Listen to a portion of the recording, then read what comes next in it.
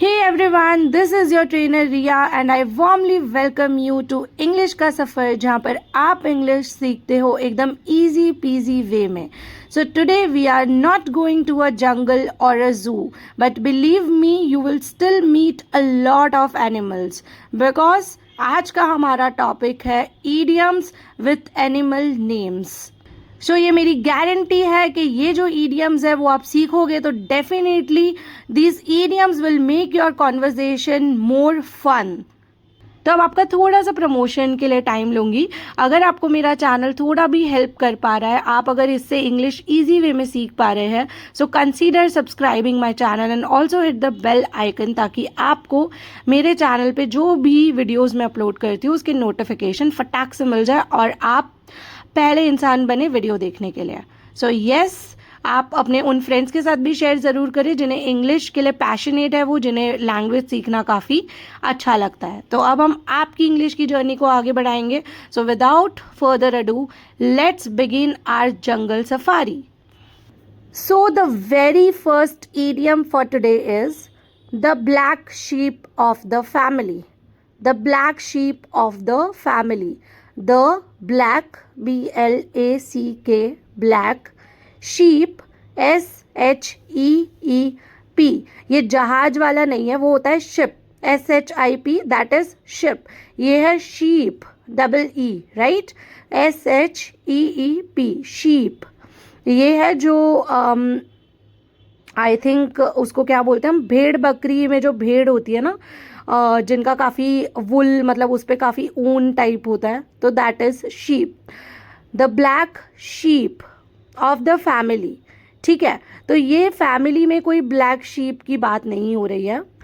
सो इसको समझाने के लिए मैं आपको ईजी एक्सप्लेनेशन देती हूँ. Every family has someone different, right. कोई एक फैमिली में कोई भी फैमिली में ऐसा कोई इंसान होता है जो सबसे डिफरेंट होता है, but in a negative way.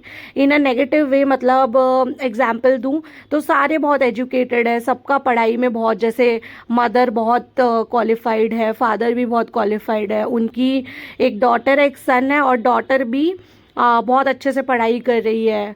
अपने मम्मी पापा की तरह वो एजुकेशन में बहुत ही टॉप मतलब बहुत अच्छा स्कोर कर रही है, बहुत ही टॉप पे है. बट जो उनका सन है, he is not interested in studies. और ऐसा नहीं किसी और चीज़ में, किसी में भी इंटरेस्टेड नहीं है. सो वो घर में सबसे डिफरेंट है but in a negative way, मतलब उसका पढ़ाई में इंटरेस्ट नहीं है, राइट. सो पढ़ाई की तरफ उनका इंक्लिनेशन नहीं है उनकी फैमिली मेम्बर्स की तरह. तो कोई भी परिवार में सबसे अलग होना but in a negative way, सो उस पर्सन को हम बोलेंगे the black sheep of the family. I hope मैंने इस चीज़ को क्लियर किया है. So let's move to the example. Rohan never studies and always gets into trouble. He is really the black sheep of the family. Rohan never studies and always gets into trouble. He is really the black sheep of the family. इसका मतलब है कि रोहन कभी भी पढ़ाई नहीं करता, never studies, कभी पढ़ाई नहीं करता और हमेशा किसी न किसी प्रॉब्लम में फंसते रहता है.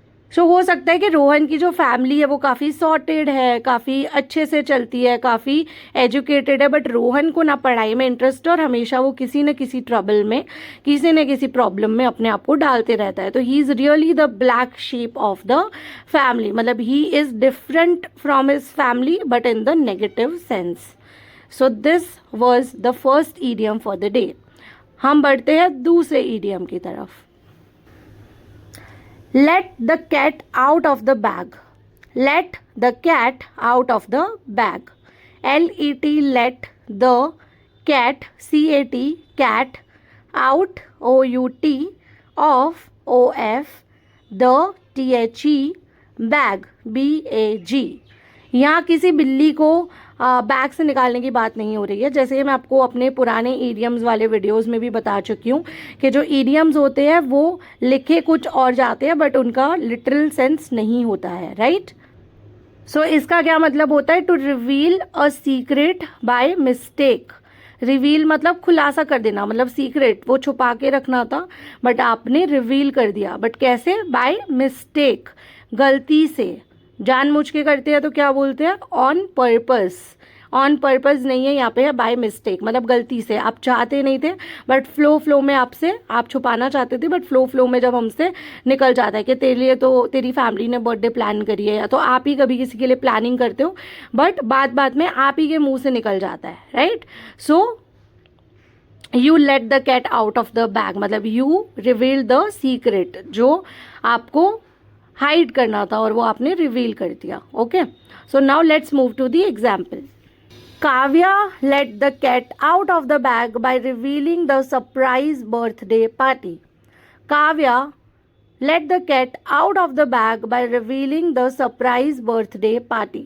काव्या ने क्या किया, let the cat out of the bag, मतलब उसने रिवील कर दिया सीक्रेट, किस बारे में, बर्थडे पार्टी। वो सीक्रेट बर्थडे पार्टी थी, नहीं बताना था बट काव्या ने गलती से बता दिया। Okay, so I hope this is clear. So now let's move to the third idiom। Hold your horses, होल्ड योर horses, HOLD, hold, HOLD, hold, your, YOUR, your, horses, HORSES, horses, hold your horses। So hold your horses का क्या मतलब होता है, जब हमें किसी को बोलना हो, राइट, जब हमें किसी को बोलना हो कि बी पेशेंट, बी काम, थोड़ा वेट करो, आराम से, जब हमें किसी को बोलना हो कि अरे सब्र रखो, थोड़ा इंतज़ार करो, तब हम बोल सकते हैं होल्ड योर हॉर्सेस। जब हम किसी को सब्र रखने के लिए बोलते हैं, वेट करने के लिए बोलते हैं। सो इसको एक्सप्लेन करने के लिए कुछ इजी चीज़ें बताती हूँ मैं आपको। जैसे कि आपकी कोई डील है जो क्रैक नहीं हो रही है, जिसकी उम्मीद भी नहीं है, बट आउट ऑफ नोवेयर वो डील आपसे क्रैक हो जाती है, और जब आप आके अपने टीम को बताते हो तो आपकी टीम इज़ सो एक्साइटेड, वो आपको बोल रही है बताओ कैसे हुआ, हमने तो सोचा ही नहीं था कि ये डील क्रैक होगी, बताओ हमें क्या किया आपने, क्या ट्रिक यूज़ करी। तो आप बोलोगे कि अरे रुको, थोड़ा सब्र करो, मैं बताता हूँ या मैं बताती हूँ, राइट। सो आप बोल सकते हो hold your horses, I will explain everything in a minute. Hold your horses, I will explain everything in a minute, कि थोड़ा सब्र करो, थोड़ा वेट करो, शांत, मैं बताता हूँ सब कुछ इन अ मिनट, 1 मिनट रुको, मैं सब कुछ एक्सप्लेन करता हूँ कि क्या हुआ, कैसे हुआ। Okay, so hold your horses मतलब be patient, wait for some time, right. So सब्र करो, थोड़ा वेट करो, तब हम बोलेंगे hold your horses. So this is a beautiful one to use, जिसको हम डेली बेसिस पे यूज़ कर सकते हैं। मैंने सारे इडियम्स वैसे चुने हैं जिन्हें आप रेगुलरली यूज़ कर सकते हो। So now let's move to the fourth one. ये बहुत ही फनी है, बहुत ही अच्छा लगता है मुझे। When pigs fly, when pigs fly, WHEN, when, WHEN, when, pigs, PIGS, pigs, fly, FLY, fly। तो जब पिग्स उड़ेंगे, मतलब जब सुअर बोलते हैं ना पिग्स को, तो जब पिग्स उड़ेंगे मतलब ऐसा कभी होगा, पिग्स इतने हैवी होते हैं, बर्ड्स उड़ते हैं, क्योंकि वो लाइट वेट होते हैं, अब पिग्स तो कभी उड़ेंगे ही नहीं। तो व्हेन पिग्स फ्लाई, तो ये अपने आप में ही इसका मतलब है कि जब पिग्स उड़ेंगे, मतलब ऐसा कभी नहीं होगा, तो हम ये ऐसे काम के लिए यूज़ करेंगे जो कभी होने ही नहीं वाला है। Wait, let me explain you. So इसका मीनिंग है something that will never happen, something that will never happen, कोई ऐसी चीज़ जो कभी नहीं होगी, ठीक है। तो व्हेन पिग्स फ्लाई, पिग्स कभी उड़ेंगे ही नहीं, तो पिग्स उड़ेंगे ही नहीं, इसका मतलब है कि कोई ऐसी चीज़ जो कभी नहीं होगी। एग्जाम्पल से समझते हैं। Raghav will clean his room when pigs fly. Raghav will clean his room when pigs fly. मतलब राघव एक ऐसा लड़का है जो बहुत ही मैसी रखता है अपने रूम को, जो कभी क्लीन नहीं करता है, ठीक है। तो यहाँ पे हम बोल रहे हैं कि राघव तब रूम क्लीन करेगा जब पिग्स उड़ेंगे, मतलब पिग्स कभी उड़ेंगे, नो नेवर। तो पिग्स कभी नहीं उड़ेंगे, राघव कभी रूम क्लीन नहीं करेगा। तो कोई ऐसा काम जो कभी ना होने वाला हो। So Raghav will clean his room when pigs fly. So ये मुझे काफ़ी फ़नी लगता है यूज़ करने के लिए, आप इसे ज़रूर यूज़ करिएगा। So let's move to the fifth one. Kill 2 birds with 1 stone. Kill 2 birds with 1 stone. KILL, kill 2 TWO 2, यहाँ पे नंबर 2 है. Okay, kill 2 birds BIRDS birds with WITH with 1 ONE, यहाँ पे भी नंबर 1 है. Stone STONE stone STONE stone. तो इसका little meaning क्या होता है? दो पक्षी को, मतलब दो पंछी, दो बर्ड्स को एक स्टोन से मारना. फॉर एग्जाम्पल, एक तीर से दो निशाने, राइट? ये आपने सुना होगा हिंदी में. सो आपने एक पत्थर फेंका और दो बर्ड्स मर गए, मतलब आपका एक ही पत्थर से आपके दो काम हो गए, राइट? एक पंथ दो कांच, ये सब आपने सुना होगा. तो ये उसका इंग्लिश वर्जन है. Now let understand this. इसका मीनिंग है achieving two things with single action. Achieving two things with a single action, मतलब दो चीज़ों को अचीव करना, दो डिज़ायरेबल गोल्स, दो चीज़ों को अचीव करना एक ही एक्शन करके. ओके, एक ही एक्शन. क्यों? क्योंकि एक पत्थर मारा एंड दो काम हो गए. तो एक एक्शन करके दो गोल्स आपके फुलफिल करना. By going to the market I killed 2 birds with 1 stone. I bought groceries and also paid the electricity bill. ये थोड़ा लंबा है, मैं आपको समझाती हूँ, एक बार और रीड करती हूँ मैं ये. By going to the market, I killed 2 birds with 1 stone. I bought groceries and also paid the electricity bill. So इसका क्या मतलब है, ये समझना काफ़ी ईजी है कि मार्केट जाकर मैंने एक तीर से दो निशाने मारे. कैसे? मतलब I killed 2 birds with single stone, with 1 stone. Why? Because मैंने ग्रोसरीज भी खरीद ली, मतलब मैंने जो किराने का सामान था जो चाहिए था वो भी खरीद लिया, और मैंने लगे हाथों जब मैं निकली ही थी तो मैंने इलेक्ट्रिसिटी बिल भी भर दिया, मतलब बिजली का बिल भी भर दिया. तो दो काम एक साथ हो गए, एक हो गया ग्रोसरीज और एक हो गया इलेक्ट्रिसिटी बिल. तो ये काफ़ी अच्छा इडियम है यूज़ करने के लिए. जब आप एक एक्शन से दो चीज़ें अचीव करते हो तब आप बोल सकते हो कि I killed 2 birds with 1 stone. So next है crocodile tears. Crocodile tears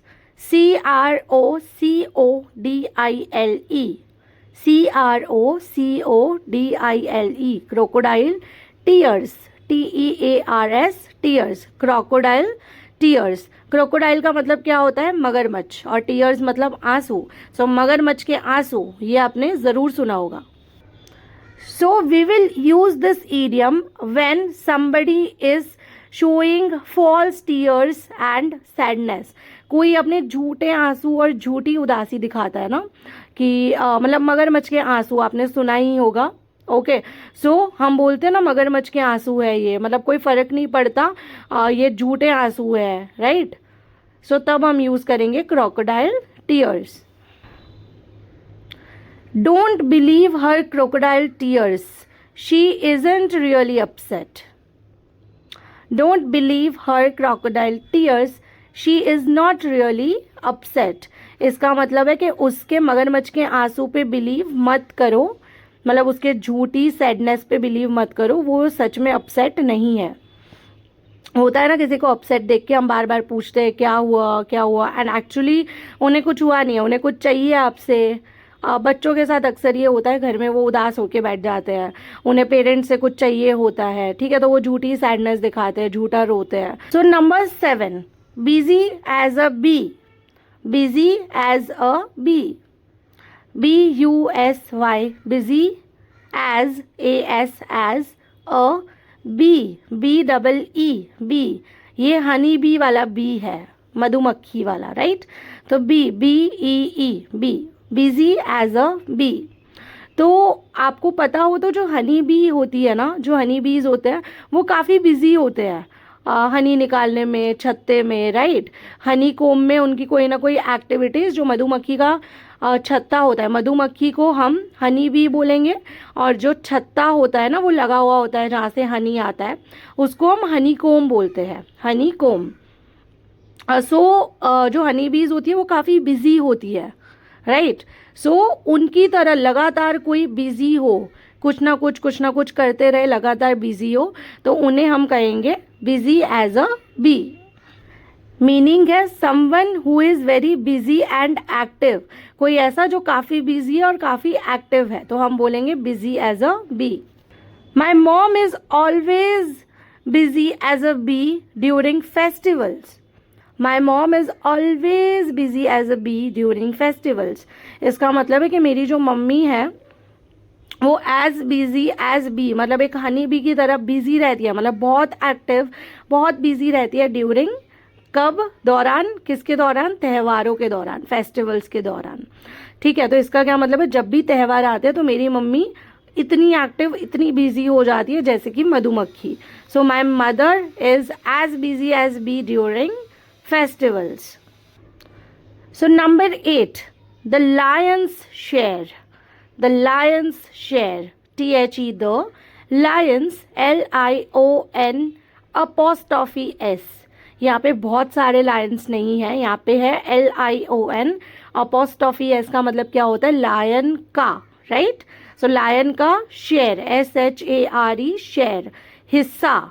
the Lions share, हम बोलते हैं ना कि ये मेरा शेयर, ये तुम्हारा शेयर. ठीक है. सो जैसे मिठाई के 4 बॉक्स और आप 2 भाई बहन हो, तो आपके शेयर में 2 आएंगे, उसका शेयर होगा 2 box, right. So the Lions share मतलब लायन का हिस्सा. सो लायन तो राजा है, तो लायन का हिस्सा सबसे बड़ा होगा. ओके, तो किसी भी चीज़ का सबसे बड़ा वाला हिस्सा, that is the Lions share. तो इसका मीनिंग है the largest portion of something, किसी चीज़ का सबसे बड़ा वाला पोर्शन, सबसे बड़ा वाला पोर्शन. ओके. सो जैसे कि कोई चीज़ है, आपने उसका बड़ा वाला पोर्शन रखा और आपने छोटा पोर्शन बांट दिया, right. So the Lions share मतलब सबसे बड़ा वाला हिस्सा. एग्जाम्पल है, out of the total companies profits, out of the total company's profits, the owner took the lion's share. The owner took the lion's share. इसका मतलब है कि जो टोटल जो कंपनी का प्रॉफिट हुआ, जितना भी कंपनी को मुनाफा हुआ, प्रॉफिट हुआ, तो जो ओनर है उन्होंने लायंस शेयर ले लिया, मतलब सबसे बड़ा वाला पोर्शन जो था वो उन्होंने ले लिया. जैसे फॉर एग्जाम्पल 100% प्रॉफिट से उन्होंने 75% लेके 25% जो टीम ने काम किया था उनमें बांट दिया या कंपनी को बांट दिया. तो ऑब्वियसली वो ओनर है. तो जैसे जंगल का राजा शेर होता है, वैसे कंपनी का राजा ओनर होता है, राइट. तो उन्होंने अपना बड़ा पोर्शन, द लायंस शेयर, वो उन्होंने अपने लिए ले लिया और बाकी का उन्होंने बांट दिया. तो लायंस शेयर मतलब किसी भी चीज़ का सबसे बड़ा हिस्सा.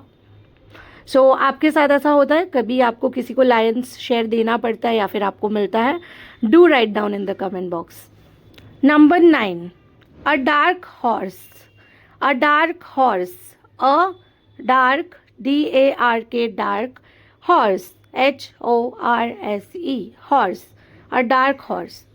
एक और हमने हॉर्स वाला देखा था, यस, होल्ड योर हॉर्सेस. अब है अ डार्क हॉर्स. इसका मीनिंग है a person who surprises everyone by doing something unexpected. A person who surprises everyone by doing something unexpected. So जैसे कि कोई ऐसा इंसान जिससे आपने कोई उम्मीद ही ना करी हो एंड वो अनएक्सपेक्टेडली, मतलब आपने कोई उम्मीद ना करी हो बट आपको सरप्राइज कर दे कुछ ऐसा करके. जैसे कि स्कूल में फॉर एग्जांपल कोई सोहन नाम का बच्चा आपके साथ पढ़ता था एंड वो ना फर्स्ट सेकंड रैंक, वो लास्ट से भी फर्स्ट सेकंड नहीं आता था, वो एकदम, उसे पढ़ाई में कोई इंटरेस्ट ही नहीं था. और जब आप 5-6 साल बाद या 10 साल बाद रीयूनियन में मिलते हैं वापस से, तो आपको पता चलता है, आपको एक छवि बन जाती है ना कि वो तो ये कर रहा होगा, वो तो अपनी फैमिली बिजनेस में होगा, वो फैशन डिज़ाइनर बन चुकी होगी. इंटरेस्ट के अकॉर्डिंग आपने उनके स्कूल के इंटरेस्ट को माइंड में रखा है. बट अब सोहन आपसे मिले and he is a successful doctor, तो आपको ऐसा हो जाएगा ना यार कि यार ये तो उम्मीद ही नहीं करी थी कि वो डॉक्टर बन जाएगा. हाँ, ऐसा भी नहीं है कि कोई उम्मीद नहीं थी, ऐसा था कि भाई कुछ और किया होगा, पढ़ाई में तो इंटरेस्ट था नहीं. ठीक है. सो डार्क हॉर्स मतलब एक ऐसे इंसान के लिए हम बोलेंगे जिससे आपने कुछ एक्सपेक्ट नहीं किया था बट वो आपको कुछ ऐसा करके सरप्राइज कर दे जो आपने सोचा भी ना हो. No one thought that he would win the race but he was the dark horse. No one thought that he would win the race but he was the dark horse. मतलब race चल रही हो, right. जैसे कि वो खरगोश और कछुए वाली स्टोरी आप लोगों ने सुनी होगी, राइट। तो उसमें सबको पता था कि जो रैबिट है, राइट, खरगोश है, वही जीतने वाला है। बट जो कछुआ है वो बहुत स्लो था, बट रैबिट ने रेस्ट करने रुक गया और कछुआ धीरे धीरे चल के आगे पहुंच गया। सो कछुआ वहाँ पे डार्क हॉर्स निकला, किसी को उम्मीद ही नहीं थी कि वो जीतेगा। सो यहाँ पे किसी की बात हो रही है कि किसी ने उम्मीद नहीं की थी कि वो रेस जीत जाएगा, ठीक है। जैसे एक बहुत ही स्लो हो कोई इंसान जिससे आपने उम्मीद ही नहीं की थी, आपने उम्मीद किसी और से ही कर रखी थी, बट कोई ऐसा जीत जाए जिससे आपने उम्मीद नहीं की थी, तो ही was the dark horse because he surprises everyone, he surprises everyone by doing something unexpected. Okay, so moving to the last idiom for the day, let sleeping dogs lie. Let sleeping dogs lie. Let, L-E-T, sleeping, S-L-E-E-P-I-N-G, sleeping, dogs, D-O-G-S, dogs, lie, L-I-E, lie. Let sleeping dogs lie, इसका मतलब है कि जो dogs है, मतलब जो कुत्ते हैं जो सोए हुए हैं, उन्हें सोने दो, राइट। लाई मतलब लेटे रहने दो, मतलब पड़े रहने दो। तो जो स्लीपिंग डॉग्स हैं उन्हें लेटे रहने दो, जिस तरह वो पड़े उन्हें पड़े रहने दो। तो उसका क्या मतलब हो गया इन शॉर्ट कि उन्हें छेड़ो मत, वो जैसा है वैसे उन्हें रहने दो। सो इसका मतलब है don't create trouble by bringing up old issues, मतलब पुराने इश्यूज, गरे मुर्दे होते हैं ना, गरे मुर्दे मत उखाड़ो, राइट। सो पुरानी बातों को लेके इश्यूज मत करो। मतलब लेट स्लीपिंग डॉग्स लाई, मतलब जो सोए हुए डॉग्स हैं उन्हें सोने दो, मतलब जो हो गया उसे अब रहने दो, उस पर अब बात मत करो। अब उस पर बात करके जो हो गया, पुराने इश्यूज को निकाल के अब ट्रबल क्रिएट मत करो। Let sleeping dogs lie and don't argue about the past. Don't argue about the past, कि जो sleeping dogs है उन्हें lie करने दो, मतलब उन्हें पड़े रहने दो। इसका मतलब क्या है कि let sleeping dogs lie, कि जो जैसा है उसे रहने दो, मतलब जो डॉग स्लीपिंग ऑलरेडी है उन्हें वैसे ही रहने दो। पुराने टॉपिक मत निकालो, पास्ट की जो पुरानी बातें हैं मत निकालो। Okay, so let sleeping dogs lie. So friends, आज हम काफ़ी सारे एनिमल से मिले, जैसे कि cat, dog, crocodile, horse, right. So आज हम बिना जंगल, बिना जू गए हमने काफ़ी सारे एनिमल से मुलाकात ली। We met all these animals not in the real jungle, but in the jungle of vocabulary, in the jungle of idioms. So guys, believe me, idioms make your English more colorful and fun. So pick one idiom from today and try it in your next conversation. एक idiom इधर से कोई भी उठाओ और उसे अपनी next conversation में use करो, और अपना favorite idiom जो आज का animal idioms में से आपका था वो आप comment box में लिख के उससे sentence बनाने की ज़रूर कोशिश करो, क्योंकि आपको खुद प्रैक्टिस करनी पड़ेगी, because practice makes man perfect. ये आपने सुना होगा। मैं यहाँ पे लेसन रिकॉर्ड करके अपलोड कर देती हूँ, बट आपको प्रैक्टिस प्रैक्टिस एंड प्रैक्टिस करते रहनी पड़ेगी, सेंटेंसेस बनाने पड़ेंगे। So guys, this was your jungle safari with English का सफ़र। सो नेक्स्ट वीडियो अपलोड हो तब तक keep learning English and always remember that English is not only a subject, this is a journey. English सिर्फ एक subject नहीं है, ये एक जर्नी है जो हमें साथ मिलके तय करनी है, और ऐसी ब्यूटीफुल ब्यूटीफुल स्पॉट्स पे हमें रुकना है, मतलब ऐसे ब्यूटीफुल लेसन्स हमें सीखते रहने हैं। So bye everyone, see you in the next one, till then take care.